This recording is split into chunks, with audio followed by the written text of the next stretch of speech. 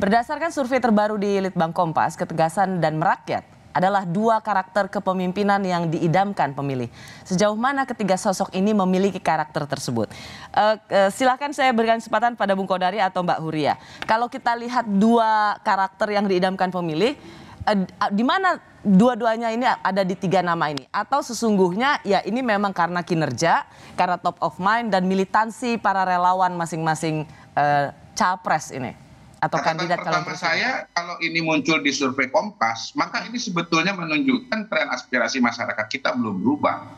Karena kalau saya dulu survei ya, menjelang 2014, menjelang 2019, dua alasan tertinggi itu ya dua karakter ini. Jadi nggak ada sesuatu ya, ketegasan merakyat. Ya. Dan yang menariknya adalah 90%, 95% yang mau pemimpin merakyat itu ke Pak Prabowo. Pilihannya ke Pak Prabowo, di kepala mereka itu Pak Prabowo. Kalau mereka yang mau presiden merakyat itu ke Pak Jokowi gitu. Oh, kalau ketegasan Pak Prabowo, kalau merakyat Pak Jokowi. Iya. Istilah saya begini, ini dua jenis selera yang berbeda. Yang satu mau rendang, yang satu mau budak gitu. Dan itu sebetulnya secara anekdotal tercermin juga dari hasil pemilu.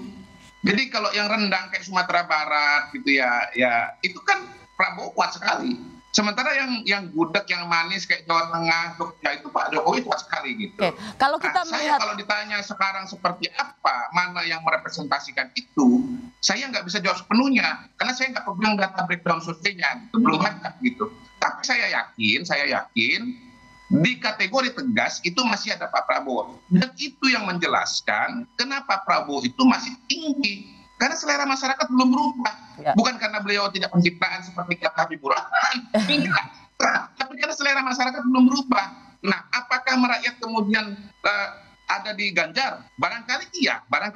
Tetapi ya untuk pastinya harus peneliti Kompas sebetulnya yang menjawab ini. Oke, kalau misalnya kita lihat, karena kan survei ini dibikin sebelum Wadas. Bagaimana kasus Wadas ini bisa ikut berkontribusi pada penahanan laju kenaikan atau justru bisa mempercepat popularitas seorang Ganjar Pranowo kalau ia dapat menyelesaikan kasus Wadas? Terserah.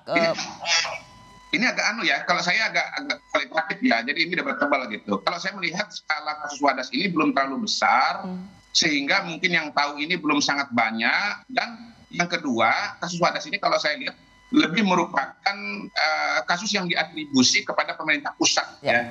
Karena kan ini kaitannya dengan program strategis nasional dan di situ adalah PU, bukan kepada gubernur Jawa Tengah. Oke, kalau yang di depan itu adalah polisi ya, bukan Ganjar yang di depan lalu ngusir-ngusir warga, bukan. Ya. Kalau Bung Akokun tadi menurut Anda kasus Wadas ini bisa ini nggak mengganggu nama Ganjar Pranowo?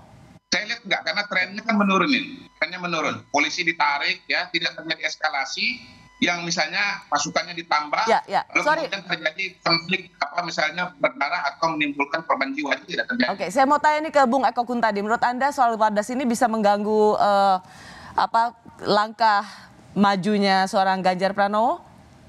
Iya, justru kasus Wadas ini kan menunjukkan kepemimpinannya Pak Ganjar. Ketika kasus ini terjadi, bahkan di tengah pada saat tangannya masih dibebat perban, baru saja 2 hari sebelumnya dioperasi karena kecelakaan sepeda, beliau turun menjumpai warga yang pro, esoknya dia menjumpai warga yang kontra, dan dialognya kelihatan banget kan, komunikasinya lancar. Kemudian jadi ini Anda ingin mengatakan ini bagian dari ujian yang justru bisa bikin seorang Ganjar naik kelas ya? Dia menandakan bahwa komunikasi dia dengan masyarakatnya cukup intens dan lancar, dan dia menangkap emosi publik dengan cara seorang pemimpin yang baik.